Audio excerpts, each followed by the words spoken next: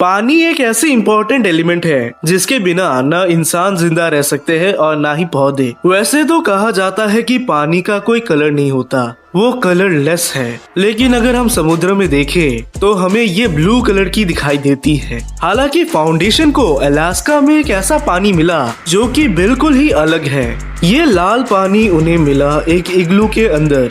Researchers ने इस लाल पानी पर बहुत सारे एक्सपेरिमेंट्स किए, जिसके बाद हमें पता चला कि 0 से -100 डिग्री में ये लिक्विड स्टेट में होता है। लेकिन इस स्टेज में एक्चुअल नॉर्मल पानी तो सॉलिड हो जाता है, यानी कि आइस। लेकिन इसी पानी को अगर तुम आग में छोड़ दोगे तो ये बन जाएगा आइस, और अगर इसे किसी बर्फीले जगह में छोड़ दो या इसका टेम्परेचर बहुत ज्यादा ठंडा कर दो तो ये बन जाता है हवा। एंड यही है इसका सबसे डेंजरस स्टेट।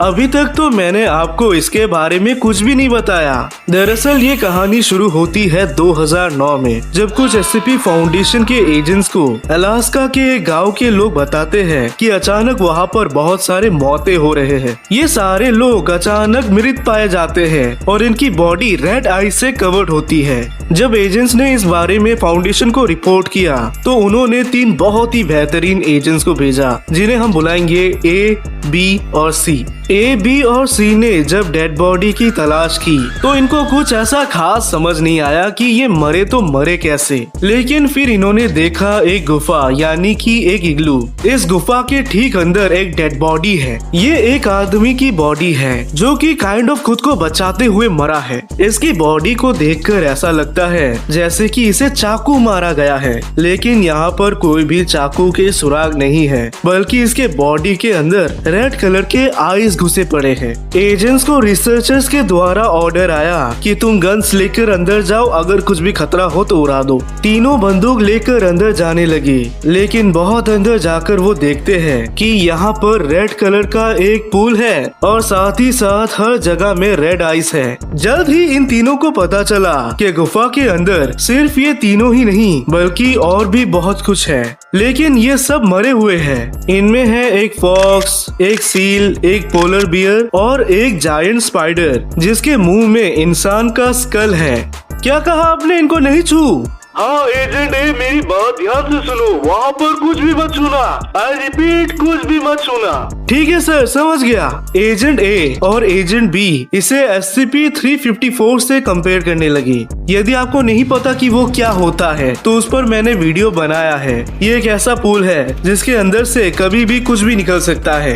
असल में SCP-354 अपने में ही एक पूरी की पूरी दुनिया है, तो जरूर से चेकआउट करना, लेकिन उससे पहले इस वीडियो को एंड तक देख लो। एक्सप्लोर करते करते एजेंट सी को एक गुफा मिला, तो वो एक्सप्लोर करने के लिए गुफा के अंदर चली गई, जिसके बाद वो गुफा से बाहर ही नहीं आई। एजेंट ए और एजेंट बी ने जब उसे ढूंढा तो वो देख सकते हैं कि एजेंट सी का टॉर्च वहीं पे गिरा है, लेकिन वो कहीं पर भी मौजूद नहीं है। इन दोनों ने यहाँ पर नोटिस किया कि ये लाल पानी में कुछ तो गड़बड़ है, जिसके चलते फाउंडेशन भी इन्हें दोबारा बेस पे लौट जाने के लिए कहते हैं। फिर जाके 2 डी क्लास पर्सनल को भेजा गया एजेंसी को ढूंढने के लिए। वही फाउंडेशन में रिसर्चर्स SCP-009 को डिटेल में समझने की कोशिश करते हैं। ये दोनों चूतिए अंदर जाकर बहुत ढूंढते हैं, लेकिन इन्हें एजेंसी नहीं मिली। एक्सपेरिमेंट के दौरान फाउंडेशन को पता चला कि SCP-009 का एक बूंद नॉर्मल पानी को भी SCP-009 बना देता है, यानी कि ये इतना ज्यादा डेंजरस है।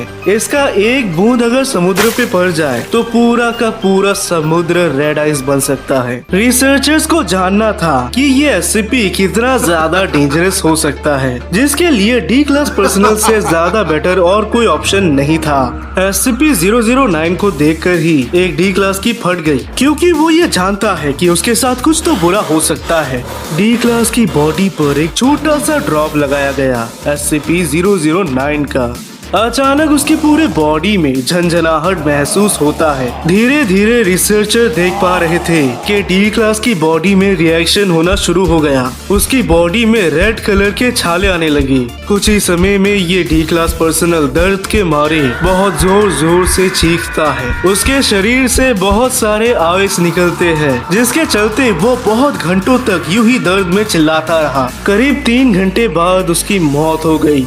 इस हादसे के बाद फाउंडेशन SCP-009 के साथ और भी बहुत सारे टेस्ट करना चाहते थे, लेकिन उन सभी टेस्ट को बंद कर दिया गया ये कहकर कि ये इंसानों के लिए खतरनाक हो सकता है। हाँ, लेकिन फाउंडेशन ने एक टेस्ट किया और वो भी SCP-507 के साथ। तो यहाँ पर मैं आपको बता दूं कि SCP-507 एक लड़का है जो कि किसी भी डायमेंशन में जा सकता है। यहाँ पर हुआ यूँ कि SCP-507 SCP-009 को लेकर एक दूसरी दुनिया में जाता है जो कि हमारे धरती से बहुत दूर है। ये वहाँ के वातावरण में SCP-009 को मिला देता है, जिसके चलते वो पूरा का पूरा दुनिया तबाह हो गया। सब कुछ SCP-009 में कन्वर्ट हो गए। इनफैक्ट कुछ पौधे जिंदा हो गए और वो बहुत ही डेंजरस बन गए। इन्हें हम बुलाएंगे SCP-009-A।